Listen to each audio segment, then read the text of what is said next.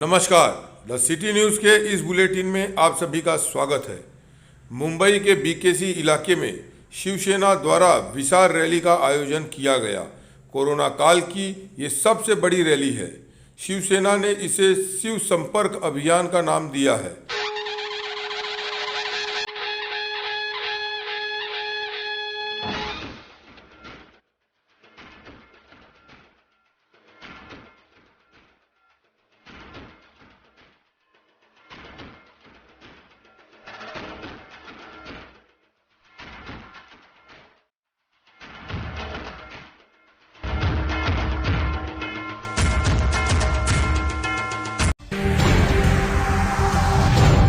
Rally को संबोधित करते हुए महाराष्ट्र के मुख्यमंत्री उद्धव ठाकरे जी ने भारतीय जनता पार्टी समेत अन्य विरोधी दलों को निशाने पर लिया है। मुख्यमंत्री उद्धव ठाकरे ने अपने संबोधन में कहा कि मुंबई को महाराष्ट्र से अलग करने के प्रयासों को कभी सफल नहीं होने दिया जाएगा।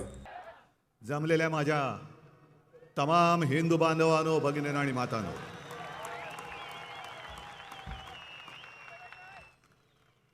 तुमच्याप्रमाणे मला पण मोकळं वाटतंय जरा। बऱ्याच दिवसांनी मैदानात उतरलेलो आहे, मोकळा श्वास घेतो आहे।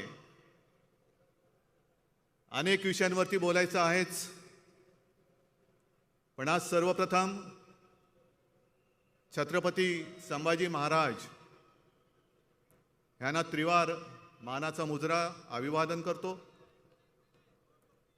छत्रपती संभाजी महाराज म्हटल्यानंतर आणखीन काही बोलण्याची आवश्यकता नाही, पण काही वेळेला ज्यांना महाराष्ट्र म्हणजे काय आहे हे महाराष्ट्रात राहून ओळखता आलेलं नाही, त्यांच्यासाठी मध्ये मध्ये बोलावं लागतं। विषय म्हटलं तर बरेच आहेत, नेमकं कशावरती बोलायचं हा एक मुद्दा असला तरी हल्ली विशेषतः सर्व पक्ष जे आहेत आणि त्यातही जो एक खोटा हिंदुत्वाचा बुरखा घातलेला पक्ष आपल्या सोबत होता, ते देशाची दिशा भरकटत आहेत। मला आज मोठी गदा दिली। मी मध्ये एकदा बोललो होतो की आमचं हिंदुत्व हे कसं आहे, जे शिवसेना प्रमुखाने आम्हाला शिकवलं, आणि ते म्हणाले होते की मला देवळात घंटा बडवणारा हिंदू नको, तर अतिरेक्यांना बडवणारा हिंदू पाहिजे। आणि तोच धागा घेऊन आपण पुढे जातो आहोत। आणि मध्ये जे मी म्हटलं होतं की आमचं हिंदुत्व हे गदाधारी आहे आणि बाकीच्यांचं घंटाधारी आहे, बसा बडवत घंटा, काय मिळालं घंटा, ती बघा गदा हलवतोय तो। अहो, गदा पेलायला सुद्धा हातामध्ये ताकद पाहिजे, हनुमान, भीम। मग त्याच्यावरती आपले देवेंद्र फडणवीस बोलले, अहो यांचं हिंदुत्व हे गदाधारी नाही, गधाधारी आहे। म्हटलं बरोबर आहे, आमचं हिंदुत्व हे गधाधारी होतं, पण 2.5 वर्षापूर्वी आम्ही तुम्हाला सोडलं। आमचे जे काही जुने फोटो तुमच्याबरोबर येत आहेत म्हणून तुमचा गैरसमज झाला असेल की आमचं हिंदुत्व हे गधाधारी आहे। त्या गध्याला आम्ही सोडून दिले,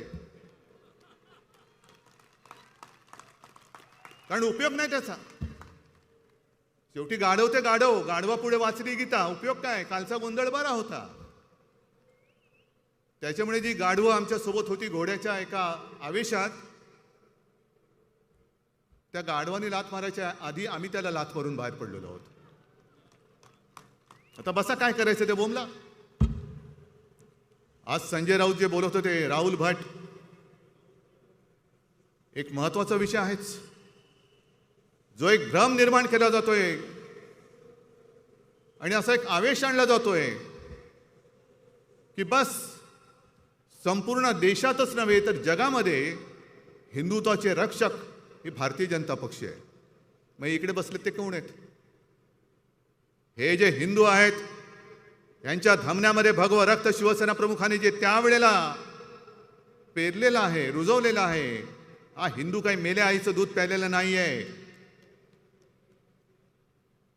कोणाची बिचारे बघतो ना हिंदुत्वावरती घाला घालण्याची।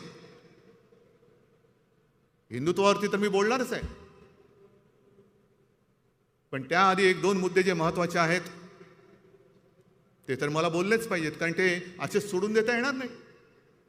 स्लिप ऑफ टंग म्हणून ते मुद्दे काही सोडता येणार नाही. मधल्या काळामध्ये म्हणजे आपण 1 मे जेव्हा या इकडे जिओ सेंटरमध्ये साजरा करत होतो, त्याच दिवशी भारतीय जनता पक्षाची सभा होती आणि त्या सभेमध्ये देवेंद्र फडणवीस चुकून बोलून गेले. जे पोटात होतं ते ओठावरती आलं. जी त्यांच्या मालकाची इच्छा आहे ते बोलून गेले की आम्ही मुंबई स्वतंत्र करणार.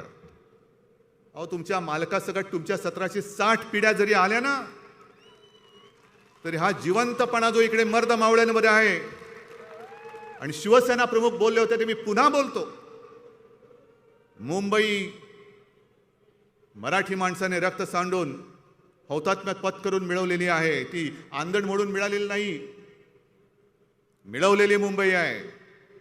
आणि या मुंबईचा लचका जो कोणी तोडण्याचा प्रयत्न करेल त्याचे तुकडे तुकडे केल्याशिवाय हा मर्द मराठा, मराठी आणि हिंदू बसल्याशिवाय राहणार नाही. करून टाकणार आम्ही. पण हे असं चालेल नाहीये. आता मला असं वाटायला लागलं की ही जी आपली जागा आहे, ज्या जागेवरती आपली सभा होते, इकडे ते बुलेट ट्रेन आणतायत. देशातली पहिली बुलेट ट्रेन अहमदाबाद ते मुंबई. कोणी मागितले? आपण मागितले? पाहिजे तुम्हाला? झाली. उद्या समजा मुंबई आणि अहमदाबाद बुलेट ट्रेन झाली, आपल्यापैकी किती जाणार तिकडे आणि किती लोक येणार इकडे? हा जो डाव चाललेला आहे, हा मुंबई तोडण्याचा डाव चाललेला आहे.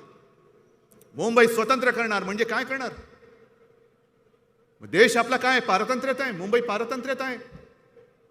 पण मुळामध्ये मला देवेंद्र फडणवीसांना विचारायचं आहे की तुमचा पक्ष तर तेव्हा नव्हता, आमचाही नव्हता, पण तुमची मातृसंस्था जी आहे संघ, तिला आता 2-4 वर्षात 100 वर्ष होतील. त्यावेळेला संघ अस्तित्वात होता स्वातंत्र्यपूर्व काळात. पण एकदाही संघ आपल्या देशाच्या स्वातंत्र्य लढ्यात उतरलेला नाही. असेल तर दाखले दाखवा. तुमचं आणि स्वातंत्र्याचं काय संबंध काय? त्या स्वातंत्र्यामध्ये तुम्ही नव्हतात. संयुक्त महाराष्ट्राचा जो लढा चालला होता त्या लढ्यामध्ये नव्हतात. हा, होतात. कसे होतात? जनसंघ म्हणून होतात. आणि तेव्हा शिवसेना नव्हती, पण शिवसेना प्रमुख म्हणजे आपले बाळासाहेब आणि माझे काका श्रीकांत ठाकरे हे माझ्या आजोबांना मदत करत होते. माझे आजोबा प्रबोधनकार ठाकरे हे तेव्हा जे संयुक्त महाराष्ट्र जो लढा चालला होता त्या लढ्यामधले पहिले जे 5 सेनापती होते त्यातले एक प्रबोधनकार ठाकरे म्हणजे माझे आजोबा. आणि जनसंघाचा जो उल्लेख मी वाचला तेव्हा संयुक्त महाराष्ट्र समिती स्थापन झाली होती. काय वाटेल ते हो, सगळ्यांना त्यांनी आवाहन केलं होतं की आता आपापसातले मतभेद गाडून मुंबई महाराष्ट्राला मिळालीच पाहिजे. म्हणून वेडवाकडं न वागता आपण निवडणूक लढूया, म्हणून ती संयुक्त महाराष्ट्र समिती स्थापन झाली. आणि या संयुक्त महाराष्ट्र समितीतून पहिलं कोण फुटलं माहिती आहे तुम्हाला?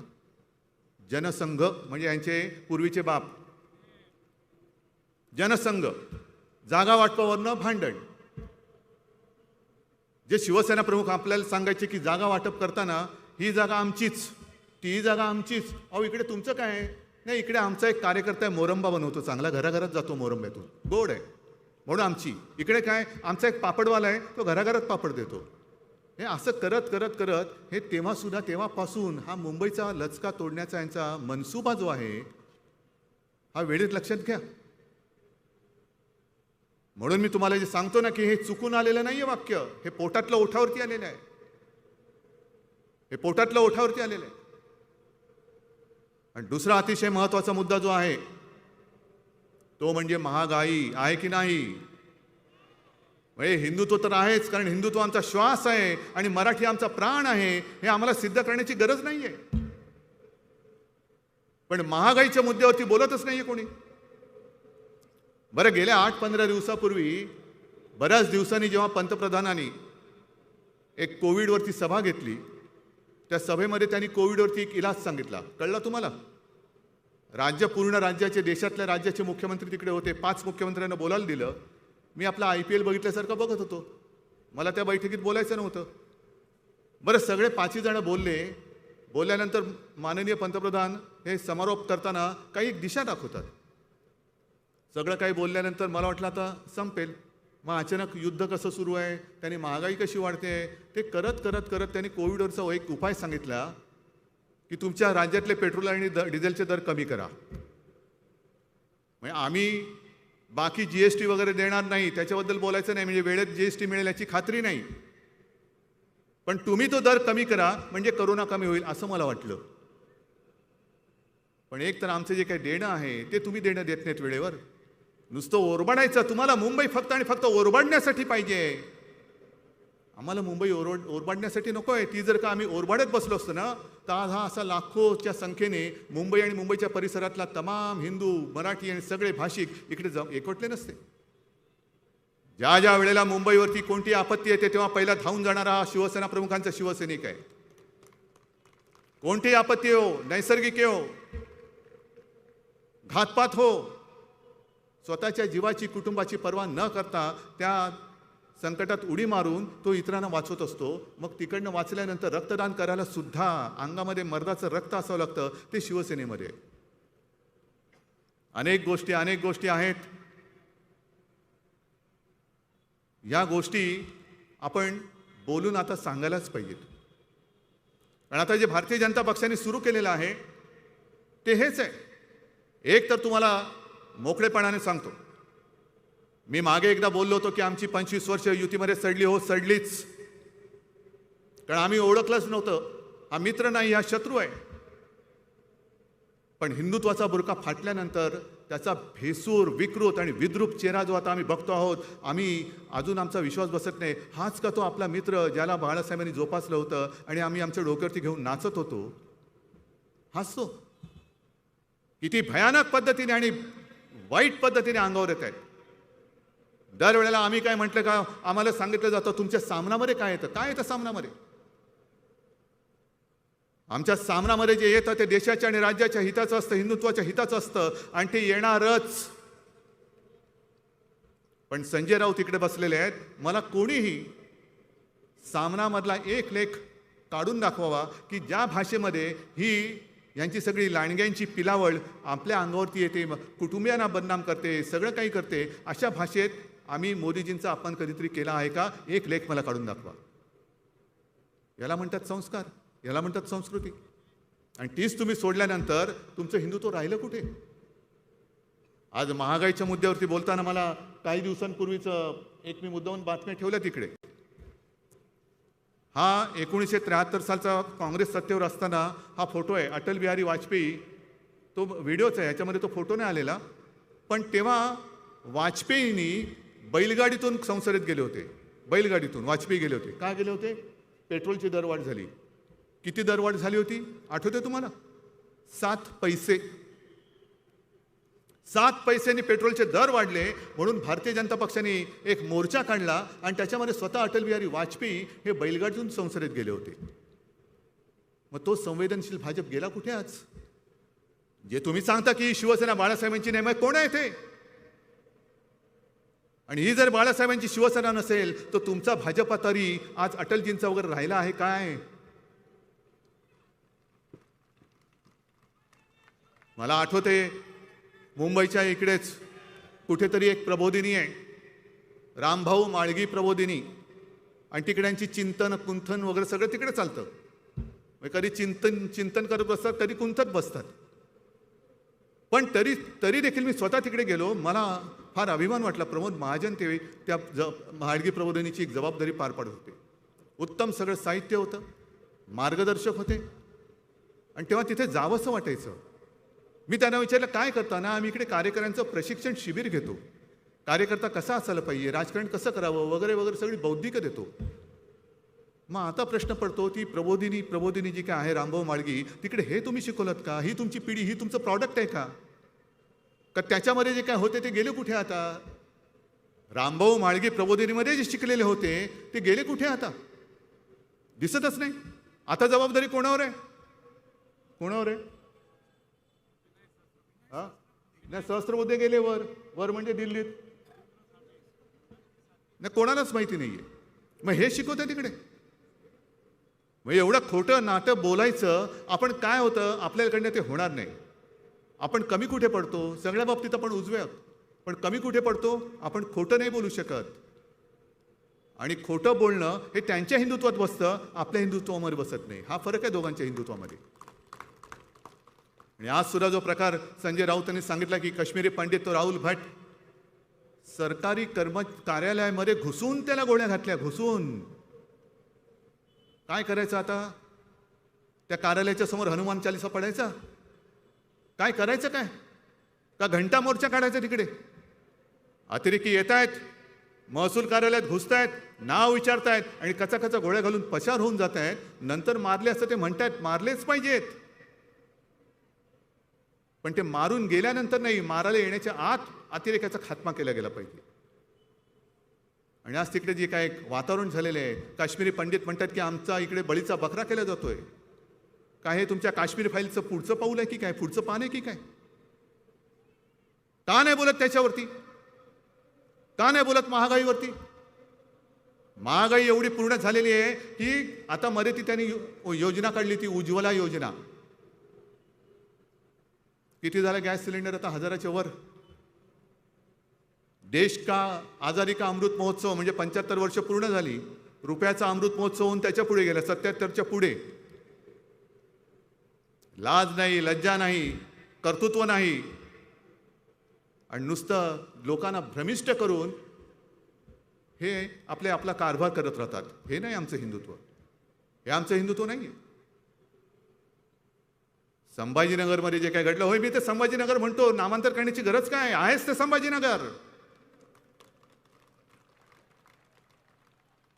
तिकडे तो ओवेसी गेला आणि त्या औरंगजेबाच्या थडग्यावरती डोकं टेकून आला.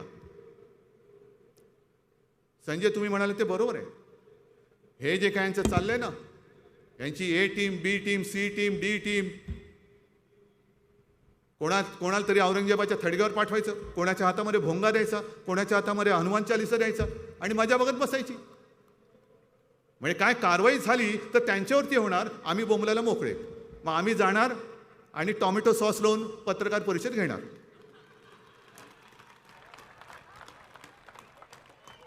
हे तुमचं शौर्य. अरे कसले फोटो काढताय आणि कसले करताय? बरं सुरक्षा किती? Z+ कोण देत आहे? केंद्र सरकार. कोणाला देत आहे? या टिनपाटांना.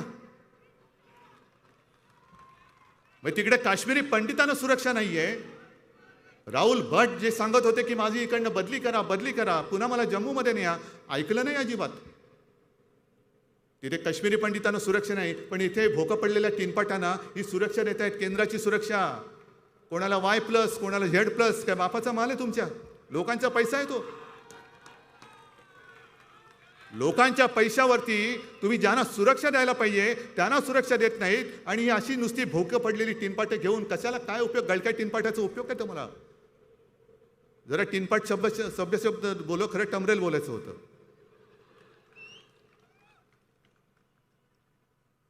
पण या पद्धतीने यांचा सगळा कारभार चाललेला आहे. आणि आमच्या हिंदुत्वाचं मोजमाप घेणारे तुम्ही कोण? आमचं हिंदुत्व खरं आहे का खोटं आहे हे ठरवणारे तुम्ही कोण? एक जे मी बोललो होतो, हे काँग्रेस बरोबर गेले. होय गेलो ना. का गेलो? तुम्ही ढकललं आम्हाला. पण आम्ही काँग्रेस सोबत गेलो तरी आमच्या हातातला आणि हृदयातला भगवा गेलेला नाही. मी विधानसभेत बोललेलो आहे, सत्ता असो वा नसो मला परवा नाही, पण आमचं हिंदुत्व हे तकलादू नाही. आमचं हिंदुत्व हे सच्च आहे आणि मी विधानसभेत सुद्धा बोललेलो आहे. काँग्रेस बरोबर गेले म्हणून आणि हिंदुत्व सोडलं. काय हिंदुत्व म्हणजे काय धोतर वाटलं तुम्हाला? कधी नेसलं, कधी सोडलं, कधी म्हणजे नेसायला तर ठीक आहे, सोडायला तरी लाज तुम्हाला नसेल वाटत.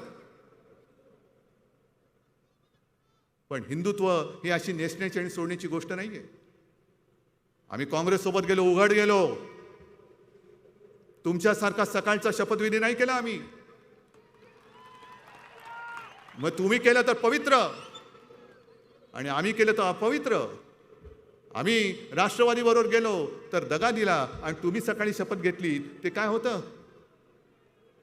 आणि म्हणून मी म्हटलं होतं की सकाळचा शपथविधी आणि तो तुमचा प्रयत्न जर यशस्वी झाला असता तर सगळे नवाब मलिक बिलिक सगळे अनिल देशमुख हे तुमच्या मांडीला मांडी लावून काय तुमचं गुणगान करत बसले असते असं तुम्हाला वाटते की काय? का तुम्ही त्यांचं केलं असतं?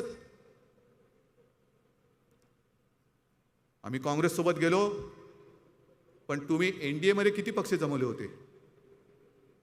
या आधी म्हणजे गेल्या राष्ट्रपती निवडणुकीच्या वेळेला एक NDAची बैठक झाली, तेवढी एकच बैठक मी पार पडली होती त्याच्यात. आणि त्या बैठकीत गेल्यानंतर मी बघितलं 30-35 लोक बसले होते.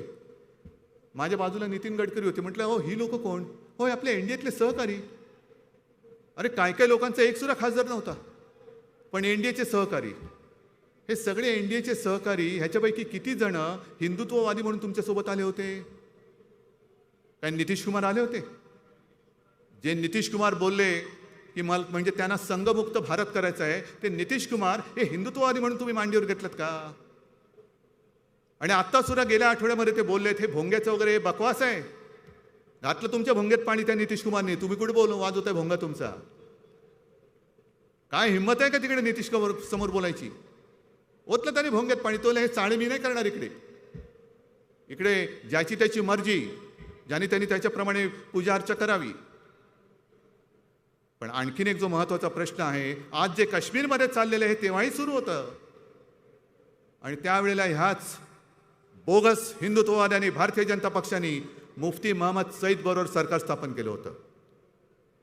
काय मुफ्ती महम्मद सईद किंवा मेहबूबा मुफ्ती भारत माता की जय बोलतात का तुमच्या कानामध्ये वंदे मातरम बोलतात? पण काय आवेशाने सांगितलं. मी विधानसभेत बोललो तर मिरच्या लागल्या. नाही म्हणे तिकडे आम्हाला आव्हान दिलं होतं की इथे तुमच्या निवडणुका कशा होतात ते आम्ही बघतो, म्हणून आम्ही निवडणुका घेऊन दाखवल्या. चांगली गोष्ट आहे. मग नाही परत मग आम्हाला पाकिस्तानने आव्हान दिलं की तुम्ही सरकार कसं स्थापन करता हे दाखवा, म्हणून आम्ही सरकार स्थापन करून दाखवलं. कोणाबरोबर? मेहबूबा त्या मुफ्ती महम्मद बरोबर. आनंदाची गोष्ट आहे.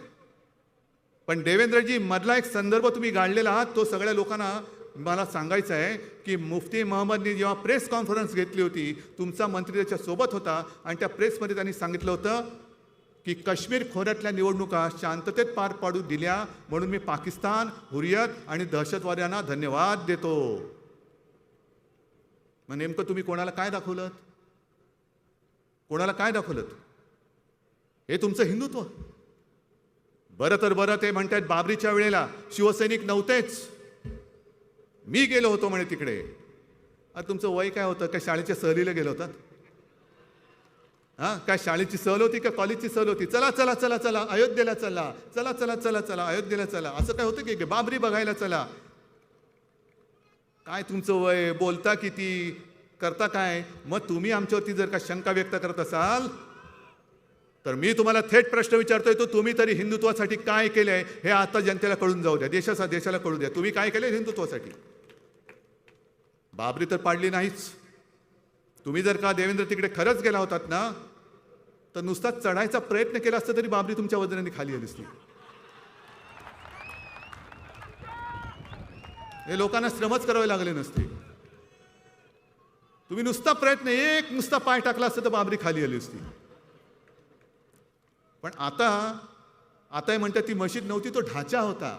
अच्छा, मग तेव्हा एवढं टिपेला सगळं काय केलं होतं? बाबरी मंदिर पाडलं आणि मस्जिद बांधली, मंदिर पाडलं मस्जिद बांधली.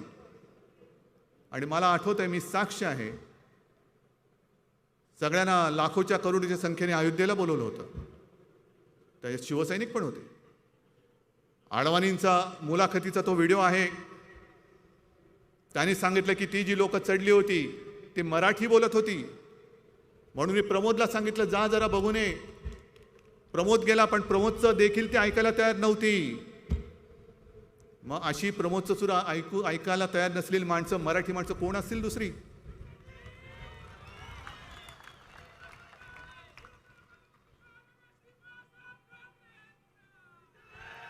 आणि तो सगळा दिवस, तो प्रसंग मला आजही आठवतोय. टीव्हीवरती मी बातमी बघत होतो, लोक चढलेत आणि बाबरी पाडली, बाबरी पाडली, बाबरी पाडली. मी जुनं मातोश्री होतं, धावत वरती गेलो. बाळासाहेबांनी सांगितलं की साहेब साहेब बाबरी पाडली. मला म्हणतो काय काय सांगतो? पाडली? अरे वा. तेवढ्यात इंटरकॉमची बेल वाजली. कोणाचा तरी फोन होता, बाळासाहेबांनी घेतला आणि मग एवढंच म्हणेल, मग चांगलं आहे की मग? नाही, जर शिवसैनिकांनी पाडली असेल तर मला त्यांचा गर्व आहे, मला त्यांचा अभिमान आहे. आणि फोन ठेवला ती मला म्हणाले ही कसली म्हणे, त्यांच्या 2 अक्षराचा शब्दाचा अर्थ तुम्ही लावा, ही कसली याची अवलाद म्हणे. जे लोकांना बोलवत आहेत कार सेवा करा, कार सेवा करा. कार सेवा करा म्हणजे काय करा? काय अयोध्येला येऊन गाड्या धुवायचे आहेत कार सेवा करायची म्हणजे? हे असलं नेतृत्व आहे, पुचाट नेतृत्व आहे. आम्हाला काय माहिती होतं तिकडे राम मंदिरावरती बाबरी बांधली गेली म्हणून? तुम्ही आम्हाला सांगितलं, आम्ही आलो तिकडे. आणि मला म्हणाले नेतृत्वाचं लक्षण बघ हेच असतं, जो नेता लोकांना भडकावून त्यांनी सांगितलेलं काम केल्यानंतर जो जबाबदारी झटकतो तो नेता नाही, तो नेता असू शकत नाही. हेच काम भाजपाने केलेलं आहे. सुंदरसिंग भंडारी बोलले होते की हे काम आमचं नाही, हे कदाचित म्हणे शिवसैनिकांनी केलं असेल. मग तेव्हा बोंबलला का नाही? भोंगा तेव्हा होता ना, तो भोंगा वाजवला का नव्हता की मी होतो मी होतो मी होतो, पुन्हा येईन पुन्हा येईन पुन्हा येईन. येण्याची शाश्वती नव्हती, गेल्याची पण होती की नाही अजून देता येत नाही. ठीक आहे, आता उद्या ते काहीतरी पुन्हा सभा घेणार आहेत, उत्तर सभा घ्या, मग आम्ही परवा घेतो, मग तुम्ही त्याच्यानंतर घ्या, मग आम्ही त्याच्यानंतर घेतो. हेच चालू ठेवायचे चाळे, हेच चालू ठेवायचे. उत्तर द्यायची असतील तर जनता जी आज महागाईने होरपडलेली गेलेली आहे तिला उत्तर द्या. आम्हाला कसलं उत्तर देता? याला उत्तर देणं शक्य आहे तुम्हाला? हे इकडे जे काय जमलेलं आहे ही नुसती गर्दी नाहीये, ह्या गर्दीमध्ये एक जिवंतपणा आहे. ही सगळी वाघ आहेत, वाघ. मग गेल्या वेळेला त्यांनी काय केलं होतं? गेल्या वेळेला त्यांनी मला सांगितलं, कळलं असं की भगव्या टोप्या घातल्या होत्या. का हो भगव्या टोप्या कशाला? नाही, हिंदू आहोत आम्ही ना. हिंदुत्व टोपीत नसतं, डोक्यात असतं. डोक्यात मेंदू असेल तर त्या मेंदूत हिंदुत्व असायला लागतं, टोपीमध्ये हिंदुत्व नसतं कधी. आणि भगवी टोपी घालून जर तुम्ही हिंदुत्व दाखवत असाल तर RSSची टोपी काढी का?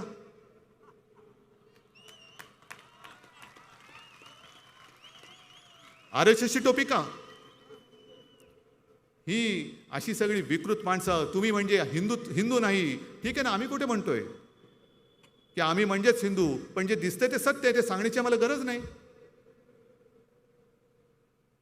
आम्ही हिंदू आहोत की नाही हे ठरवणारे तुम्ही नाही आहात. पण एक गोष्ट नक्की की तुमचं विकृत हिंदुत्व हे आम्हाला मान्य नाही. ही विकृती आहे. शिवसेना प्रमुखांनी हिंदुत्वाचा विचार दिला, तुम्ही त्या हिंदुत्वाचा विकार करतात. आणि अशी विकारी माणसं ही देशाचा कारभार काय करणार? मनोरुग्ण आहेत ही लोक. आजच मी येताना टीव्हीवरती बातम्या बघत होतो, कोणत्या दिशेने आपण चाललेलो आहोत. संजय राऊत म्हणाले की देशाला दिशा दाखवा. काय दिशा दाखवायची? दुर्देशाकडे आपण चाललेलो, दुर्देशाकडे चाललेलो आहोत. कोण थांबवणार? ज्यांच्यावरती विश्वास टाकला तोच जर का केसाने गळा कापणार असेल तर मग देश कोणाच्या हातामध्ये द्यायचा, कोणी हातामध्ये घ्यायचा? आता येताना मी टीव्हीवरती बातमी बघितली, एक कोणतरी बाई आहे, तिने शरद पवारांवरती कॉमेंट केली. फार विचित्र कॉमेंट आहे. काय घरी आई वडील आजी आजोबा भाऊ बहीण आहेत की नाही? संस्कार काय होतात की नाही तुमच्यावरती? संस्कार काय होतात की नाही? किती काही जरी झालं तर बाई तुझा संबंध काय? कोणावरती बोलतेस? काय बोलतेस? जर हे तुझं वक्तव्य असेल, तुझ्या मुलांचं काय होणार? ती काय होणार उद्या? हा जो सुसंस्कृतपणा आहे तो आपल्या देशातनं आणि आपल्या राज्यातनं जात चाललेला आहे. तो आपल्याला जपायचा आहे. ते खरं हिंदुत्व आहे. सुसंस्कृतपणा जपणं, नाहीतर म्हणायचं कशाला? नुसतं श्लोक म्हणायचे, हे म्हणायचे आणि तिकडे जाऊन वाटेल ते करायचं. म्हणजे मग करून करून भागले आणि देवपूजेला लागले. हे हिंदुत्व? या सगळ्या चित्रविचित्र गोष्टी ह्या टाळल्या गेल्या पाहिजेत. हे सांगणारं आज दुर्दैवाने कोण दिसत नाही. हे काम आपल्याला करायचंय आहे ना. याच्यामध्ये आपण मुंबई स्वतंत्र करणार म्हणतात, कशासाठी करणार हे तुम्हाला मी सांगितलं. पण मुंबईमध्ये जी कामं आपण करतो आहोत ही अभिमानाने आपण सांगितली पाहिजेत. मुंबईमधल्या आपल्या या शहरातल्या एकमेव महापालिका असेल 8 भाषांमध्ये शिक्षण देतं. एकमेव महापालिका. CBSE ICSE वगैरे हा सगळे जे अभ्यासक्रम आहेत हे आपली एकमेव महापालिका आहे, ती आपल्या शाळेमध्ये देते. म्हणजे आपल्या शाळेमध्ये ह्यापूर्वी जी काही परिस्थिती होती, कोणी जर का विचारलं की तुमचा मुलगा जातो कुठे, तर लोक कदाचित तेव्हा लाजत होते की महापालिकेत शाळा. कारण महापालिकेत शाळा काय असणार? गरिबांची शाळा, फुकटची शाळा, ह्याच्यात काय अभ्यास असणार? आता जाऊन बघा तुम्ही, आता महापालिकेच्या शाळांमध्ये आपल्या मुलांना प्रवेश मिळावा म्हणून दाराच्या बाहेर रांग लागते. मध्ये अरविंद केजरीवाल येऊन कशासाठी काय बोलले की त्यांचं शाळा किती मोठ्या असतील ना, पण केजरीवाल साहेब तुमचं राज्य आहे, आमची महापालिका आहे, एक महापालिका, आणि महापालिकेने तुमच्या तोडीचं काम केलेलं आहे. कोविडचं काम किती मोठं झालेलं आहे. कोविड, मी अभिमानाने सांगेन की देशामध्ये दुसरं कोणतेही राज्य एवढं नसेल की ज्यांनी आरोग्य व्यवस्था ही एवढ्या पटीने वाढवलेली आहे, एवढ्या पटीने. हे मी वारंवार सांगितलं, मला पुन्हा फेसबुक लाईव्ह नाही करायचं, पण जणू काही महाराष्ट्रामध्ये संपूर्ण सगळं भंगार राज्य चाललेलं आहे, माफिया का राज. मला असं वाटतं आता दाऊदच्या मागे लागलेत. पण दाऊद जर का बोलला मी भाजपात येतो, तर मंत्री म्हणून त्यांच्यासोबत कधी दिसू शकतो. कदाचित म्हणूनच त्याच्या मागे लागले असतील. बघ इकडे कसं ईडी मागे लागले होते, आमच्यात लोक येत आहेत, आमच्यामध्ये ये, मग तुला मंत्री बनवतो. उद्या दाऊदला पण मंत्री बनवतील आणि सांगतील तसं काय नाही हो, दाऊद म्हणजे आमचा गुणाचा पुतळा आहे. ही अशी चित्रविचित्र सगळी भानगडी करणारी माणसं बघितल्यानंतर हे स्वतःला हनुमान पुत्र म्हणू तरी कसे शकतात, ज्या हनुमानाने पेट्या शेपटीने लंका जाळली होती, तुम्ही बाबरी पाडल्यानंतर शेपट्या आत घालून बसला होतात आणि तुमची विधभर नाही कित्येक मैल पळापळ झाली होती. ने पटकन बोललेलं बरं, नाही तर तुमचा गैरसमज व्हायचा. तर हे सगळं हनुमान पुत्र बित्र ह्या गोष्टी तुमच्या तोंडात शोभत नाही आहेत. ज्या रिकाम्या थाळ्या तुम्ही त्यावेळेला गो करोना गो म्हणून वाजवल्या, त्या थाळ्या आजही रिकाम्या आहेत. तुम्हाला एका गोष्टीचं नक्कीच समाधान वाटेल की जी आपण शिवभोजन थाळी म्हणून गरिबांसाठी 10 रुपयात देतो आहोत, मधल्या काळात आपण मोफत देत होतो, त्याच्यामध्ये 5 रुपयांनी पण देत होतो, आज 10 कोटीच्या वरती त्या थाळ्यांचं वितरण झालेलं आहे. रोज चालू आहे शिवभोजन, रोज चालू आहे. पोटभर जेवण, पोटभर घा. आम्ही भरलेली थाळी देतो, रिकामी थाळी नाही देत. मग रिकाम्या थाळीचं करायचं काय? थाळी रिकामी राहिली तर लोक विचारतील प्रश्न. मग काय नाही, जा बाल्कनी थाळी वाजव. मग आता पण करा. गो महागाई गो, गो बेकारी गो. जे आज आपण इकडे हिंदुत्वाचं सांगितलंय की हृदयात राम आणि हाताला काम देणारं आमचं हिंदुत्व आहे, हा आमच्या हिंदुत्वाचा अर्थ आहे. काय तुमच्या हिंदुत्वाचा अर्थ काय? घंटा वाजवायची नुसती. आणि ते हृदयात राम आणि हाताला काम, ते मला वाटतं सुभाष देसाई साहेबांनी सांगितलं असेल आपण काय काय करतो आहोत. आज संपूर्ण देशामध्ये महाराष्ट्र हा आपला महाराष्ट्र तुमच्या सगळ्यांच्या आशीर्वादामुळे स्टार्टअपमध्ये नंबर 1चं राज्य. स्टार्टअप म्हणजे होतकरू जे नवीन सगळे उद्योजक येत आहेत त्यांच्यासाठी महाराष्ट्र हे नंबर 1चं आहे. गुंतवणूक येते आहे, महाराष्ट्र पुढे चाललेला आहे. पण हे पुढे महाराष्ट्राचं जाणं यांना बघवत नाही, म्हणून महाराष्ट्रामध्ये कशी संपूर्ण वाताहत झालेली आहे. कायदा सुव्यवस्थेचे 12 वाजलेले आहेत. का असं का करताय? राजकारण राजकारणाच्या जागी ठेवा ना. पण महाराष्ट्रामध्ये गुंडागर्दी चालू आहे, लोकशाहीचा गळा घोटला जातोय. तो सॉसचा फोटो आल्यानंतर दिल्लीतनं पत्र आलं की याला केंद्राची सुरक्षा असताना ह्याच्यावरती हल्ला झाला कसा? राहुल भटच्या हल्ल्याचं विचारणार तातडीने दिल्लीत. पण सुरक्षा तुम्ही दिली ना, मग तुम्ही काय आम्हाला विचारता? सुरक्षेला विचारा ना खरं काय झालं. सॉसची बाटली दिली कोणी? विचारत आहे ना. ह्या सगळ्या ज्या काही गोष्टी चाललेल्या आहेत, या बघितल्यानंतर जो उद्वेग होतो, उद्वेग की हे महाराष्ट्राला बदनाम करतायत. जणू काय महाराष्ट्रामध्ये चरस गांजाच्या शेतीला मोठा काहीतरी एक धुमारा फुटलेला आहे. काढा, गेल्या 2 वर्षातल्या सगळ्या केसेस काढा. जे तुम्ही आरोप केले त्यांचं पुढे काय झालं? सुशांत सिंगचं काय झालं? आणखीन काय झालं? पुढे काय झालं? बोंबलायचं नुसतं. घशाला जी खास सुटते ती खाजवायची कशी म्हणून हे बोलून घेतात. पण आम्ही संयम बाळगतोय म्हणजे आम्ही नामर्दाची औलाद नाही. एक तर आम्ही कोणाच्या अंगावर जात नाही, पण कोण अंगावर आलं तर त्याला सोडत नाही. हे आमचं हिंदुत्व, हे फक्त लक्षात ठेवा. हे आमचं हिंदुत्व आहे. आम्ही कधी कोणी तुमच्या कुटुंबियांची निंदा नालस्ती केले? आम्ही कधी कोणी तुम्हाला भ्रष्टाचारी किंवा माफिया म्हटलं? भ्रष्टाचारी आहातच. एक प्रकरणं बाहेर येतात. आता एक प्रकरणं बाहेर येत आहेत. पण केवळ सत्ता मिळत नाही म्हणून तुमचं जे काय चाललेलं आहे एकतर्फी प्रेम, मग काही वेळेला असं वाटतं की हे कोणत्या दिशेने चाललेले आहेत. मध्ये मध्ये वृत्तपत्रांची बातम्या येतात ना, दुर्दैवाने असं घडतं, घडायला नाही पाहिजे, की कोणाचं तरी कोणावरती एकतर्फी प्रेम असतं आणि मग ती नाही म्हणते म्हणून तिला विद्रूप करून टाकायचं, ॲसिड फेकायचं. तसं यांचं एकतर्फी प्रेमातनं महाराष्ट्र विद्रूप करण्याचं काम चाललेलं आहे. का करता हा शिवरायाचा पवित्र जो महाराष्ट्र का बदनाम करताय? काय तुमच्याकडे योजना असतील घेऊन या, आपण करूया. चला मी आज तुम्हाला सुसंस्कृतपणाने सांगतोय की हे सगळे तमाशे बंद करा, या एकत्र बसून आपण महाराष्ट्र पुढे नेऊया, या माझी तयारी आहे. चला या.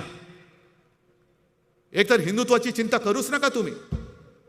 कोणी मायेचा पूत निदान या महाराष्ट्रामध्ये भगव्याला हात घालू शकणार नाही, हिंदुत्वाला तर ओरखडा सुद्धा काढू शकणार नाही. एवढं मजबूत सरकार, आणि सरकारपेक्षा जास्त मजबूत हे शिवसेना प्रमुखांचे मावळे इकडे बसलेले आहेत.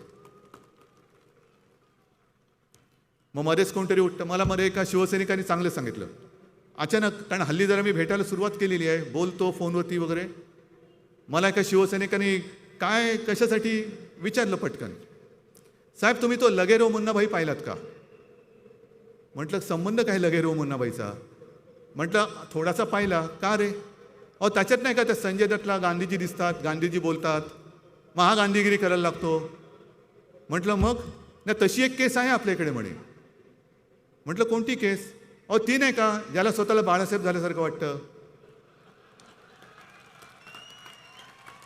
शाल घेऊन फिरतात म्हणे हल्ली. मग कधी मराठीच्या नादाला लागतात, कधी हिंदुत्वाच्या नादाला लागतात.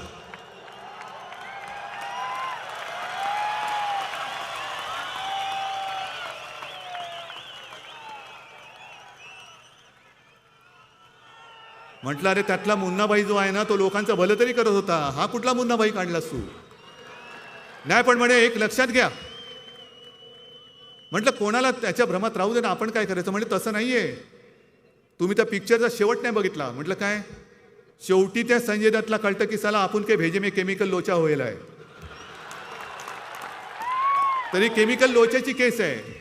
हा पिक्चर सत्यावरती आधारित आहे, म्हणजे सत्य घटनेवरती आधारित आहे. ते असे मुन्नाबाई फिरतात, फिरू द्या. आता कोणाला अयोध्येला जायचं जाऊ द्या. आदित्य परत चाललंय, गेल्या आठवड्यामध्ये तो तिरुपतीला गेला होता. पण आपण जेव्हा अयोध्येला गेलो होतो तेव्हा प्रश्न सुटलेला नव्हता.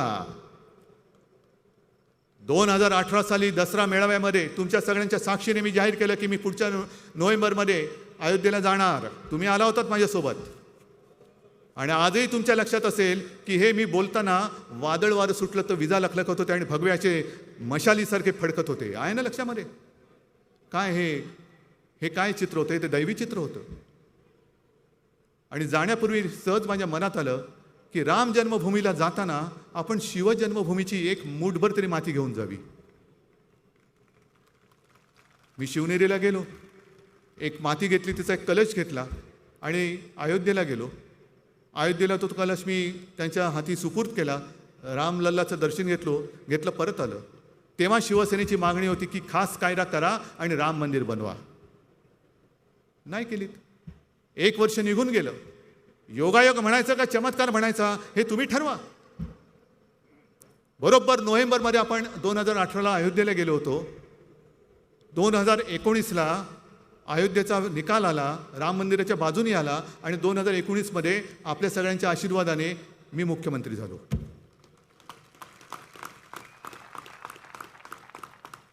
हे आहे ना कुठेतरी आमच्या पूर्वजांची पुण्याई आहे, आई वडिलांचे आशीर्वाद आहेत, तुमच्या सगळ्यांचं प्रेम आहे. पण त्याचं भांडवल करण्याची आम्हाला गरज नाही लागली. आता अष्टविनायक यात्रा पण करतात, तीर्थयात्रा करतात, काशी यात्रा करतात, तशी अयोध्या यात्रा करू शकतात, कोणी करू शकतात. त्याच्यामध्ये दचकून जायचं काय कारण नाहीये.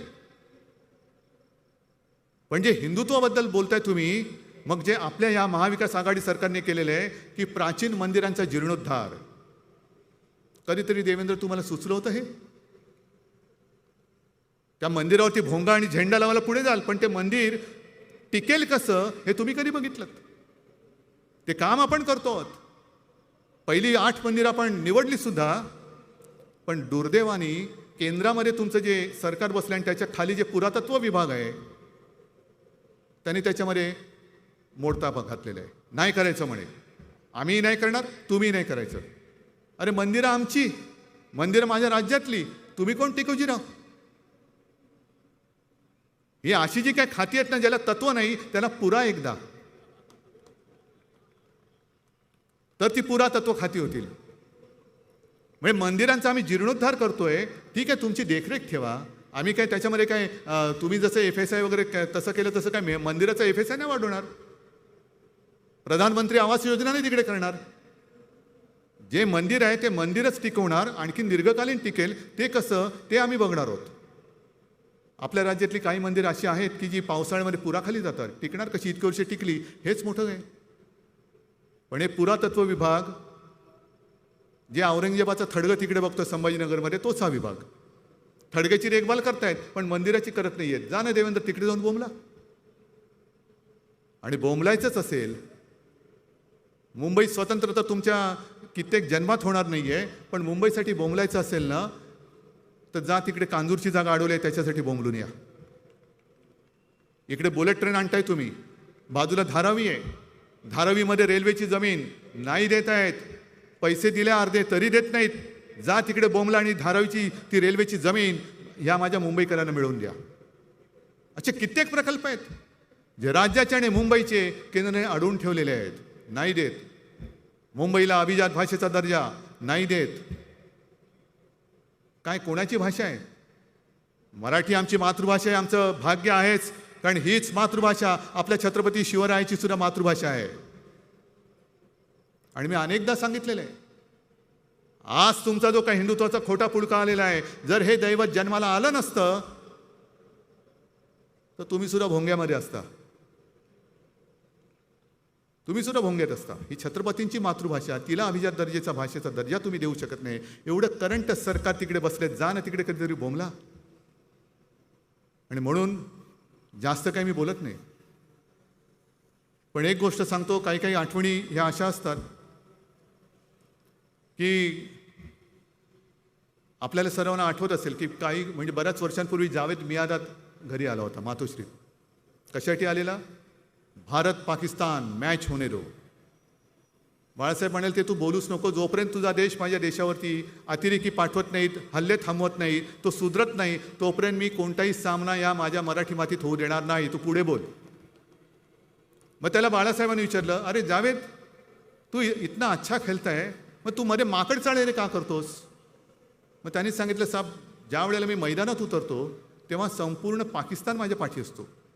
कुछ भी करो लेकिन मॅच जितनी है. मग आम्ही काय करतो, जर एखादा बॅट्समन चांगला सेट झाला असेल तर मुद्दामून बाजूला जाऊन उभे राहतो. सिली पॉईंट म्हणजे सिलीच पॉईंट असतो तो. मग गली स्लीप इकडे राहायचं आणि चांगला सेट झालेल्या बॅट्समनला वेडवाकडे बोलत राहायचं. मग त्याचं एकाग्रता भंग पावते आणि तो आऊट होतो. आणि असंच म्हणे मी एकदा केलं होतं, बॅटिंग करत होतो आणि एक बॉलर फार चांगला बॉलिंग करत होता. मी काय नाही म्हणे बॅट ठोकत ठोकत ठोकत ठोकत बराच वेळ बॅट ठोकत बसलो. एक बॉल खेळलो, परत बॅट ठोकत ठोकत ठोकत त्याच्याकडे गेलो आणि बोबड्या शब्दात बोललो, ए त्याला लूम तिदले पता ना. मग आत्ता जो बोलतोय त्याच्याशी नाही मी बोलत, पण बोबडं बोलताय म्हणून सांगतो. ए त्याला लूम तिदले बताव ना. तर म्हणे बॉलरनी एकदा दोनदा दुर्लक्ष केलं. शेवटी विचारलं क्यू? त्याने दरवाजे पे छकडा मारना है. मग तो बॉलर जो भडकला, त्याचं एकाग्रता गेली, लेन लाईन चुकली आणि मी ठोकून घेतल्या रन्स. हे असे सगळे बोबडे बोल जे आपल्या कानावर येत आहेत, त्याचा मी मागचा अर्थ सांगितला. तर अशा या बोबड्यांकडे लक्ष देऊ नका. याला क्रिकेटमध्ये स्लेजिंग म्हणतात. स्लेजिंग म्हणजे समोरच्याला विकेट कसा, तो आऊट कसा होईल आणि जर बॉलर चांगला असेल तर त्याची बॉलिंग कशी बिघडेल ही बघणारी ही सगळी अवलाद आहे. काम करण्याचा यांच्यात कर्तृत्व नाही, अजिबात नाही आहे. आणि आज आपण जे करतो आहोत हे काम, हे त्यांना पचत नाही आहे, पटत नाही आहे. पुन्हा एक तर बघा, सत्ता 2.5 वर्ष झाली आपली, उद्धव ठाकरेला प्रशासन काही कळत नाही. हे सरकार कसं चालणार? हे आत्ता पडेल, मग पडेल, आणखीन पडेल. पिकलेले आंबे पडतात 2 वर्ष, पण सरकार नाही पडत आहे. मग शिवसेना यांच्यासोबत जाणार, मग शरद पवार यांच्यासोबत जाणार, मग काँग्रेस फुटतात, काहीच होत नाही आहे. मग ईडी मागे लाव, CBI मागे लाव, तरी फुटत नाही. आणि तुम्ही खोट्या मार्गाने जर आमच्या मागे लागाल तर एक सांगून ठेवतो, तुम्हाला इकडनं सोडणार नाही. जर खोटे गुन्हे आणि जर आमच्या माणसाच्या मागे लागाल तर मग मात्र हा महाराष्ट्र जो पेटेल तर पलटा भुई थोडी करून ठेवेल. ही शंडाची अवलाद जर तुम्ही तुमच्या एजन्सीज मागे आमच्या लावणार असाल, त्यांच्या पाठून जर का तुम्ही शिखंडी म्हणून लढणार असाल तर जे मी मगाशी बोललो तेच सांगतो की महाराष्ट्र मेल्या आईचं दूध प्यायलेलं नाही. जर आमच्या मागे उगाचच लागाल तर मात्र अजिबात तुम्हाला दया माया क्षमा दाखवली जाणार नाही. पण कायद्याचा दुरुपयोग जसा आम्ही नाही करत तसं तुम्ही करू नका. तुम्ही करू नका. लढायचं असेल तर सरळ आहोत, आम्ही आहोत आणि तुम्ही आहोत आणि ही जनता आहे. ही जनता काय ते ठरवेल की महाराष्ट्रावरती राज्य कोणी करायचं, मुंबईवरती राज्य कोणी करायचं. पण आता खोटी नाटी आणि विकृत राजकारण, गलिच्छ राजकारण हे बंद करा. आता सुधरा, कधीतरी सुधरा. तिकडे लंकेमध्ये बघा काय चाललेलं आहे. लंका का पेटली? रावणाची लंका दुसऱ्यांदा का पेटली? कोणी पेटवली? साध्या लोकांनी पेटून दिली. ज्यांना राज्यकर्त्यांनी भुकं ठेवलं त्या भुक्या राहिलेल्या लोकांनी ही लंका पेटवलेली आहे. आणि म्हणून जे मी सांगतोय की आमचं हिंदुत्व हे घर पेटवणारं नाही तर घरातली चूल पेटवणारं असलं पाहिजे. घर पेटवणं सोपं आहे. पेटवा दंगली, काय मिळणार काय तुम्हाला? पण घर जरी अख्खं पेटलं तरी घरातली चूल नाही पेटू शकत. आम्हाला घरातली चूल पेटवायची. कशी पेटवणार चूल? उज्ज्वला योजनेचे 12 वाजले, गॅस गेला. मध्ये कोणीतरी सांगितलं की मोदीजींनी एवढं अनाज फुकट दिलं. अरे फुकट पण काय खायचं कसं? कच्चं डाळ दिली, तांदूळ दिली, काय बाकाण्यामध्ये चणे शेंगदाणे आहेत की काय कच्चे खात जायला? शिजवायची सोय काय? शिजवण्याची सोय नाही. रामचालिसा पडो. त्या रामाचा आणि हनुमान चालिसा, हनुमानाचा अपमान करू नका. ते हृदयामध्ये असायला पाहिजे जे आमच्या आहे. मी सुद्धा लहान असताना माझे आजोबा आमच्याकडनं रोज श्लोक प्रार्थना न चुकता करून घ्यायची. ती प्रार्थना मला सुद्धा येते. अगदी अर्जुनाने केलेलं दुर्गा स्तोत्र ते सुद्धा आज मला पाठ आहे. पण ते नुसतं पाठ करून काय उपयोग आहे? ते समजलं पाहिजे. आणि समजलं असेल तर तसं वागलं पाहिजे. तर तू जे काय करतोयस आणि वाचतोयस त्याच्यामध्ये काहीतरी अर्थ आहे. आणि हेच तर आपलं हिंदुत्व आहे. मला तुम्हाला एवढंच सांगायचं आहे की उगाच भलत्या सलत्या कारणं जी काही येत आहेत, बिचकून जायचं कारण नाही. तसे तुम्ही नाहीच. मातोश्रीवरती कोणीतरी एकाने यायचा प्रयत्न केला होता. ती आमची अंगाराजी कशी अंगारासारखी भडकली, कुठल्या कुठे पळून गेले. हे मुद्दामून चालले. महाराष्ट्र पेटत का नाही? महाराष्ट्र पेटत का नाही?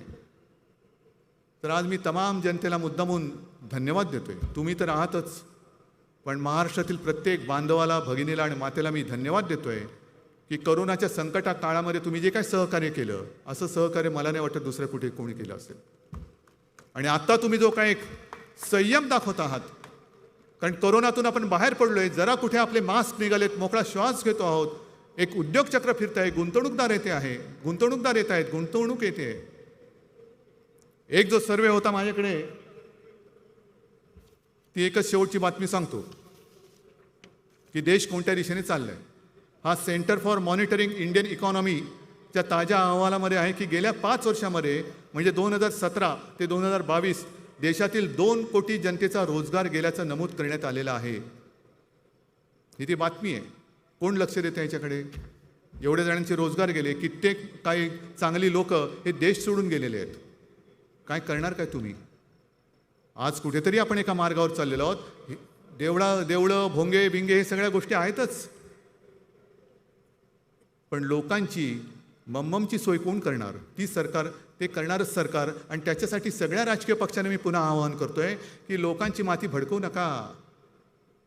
हृदयात राम आणि हातात काम. जर त्या काम न देता जर का हातात त्यांचे धोंडे दिले तर तेच धोंडे उद्या तुमच्या टाळक्यामध्ये ते मारल्याशिवाय राहणार नाहीत. आणि म्हणून हे पाप निदान हा आपला शिवरायाचा महाराष्ट्र तरी करणार नाही आणि आपण त्याला करू देणार नाही अशी एक अपेक्षा व्यक्त करतो. एवढ्या मोठ्या संख्येने तुम्ही आलात. ही तर सभा वाटतच नाही, हा एक मोठा उत्सव वाटतोय, हिंदुत्वाचा उत्सव वाटतोय. अक्षरशः हा समुद्र आहे, हिंदू महासागर आहे हा. आणि हा महासागर, ही तुमची ताकद, ही तुमची आशीर्वादाची शक्ती, ही अशीच कायम पाठीशी राहू द्या. एवढीच एक नम्र प्रार्थना करतो आणि आपली रजा घेतो. जय हिंद, जय Maharashtra. Bureau report, the city news.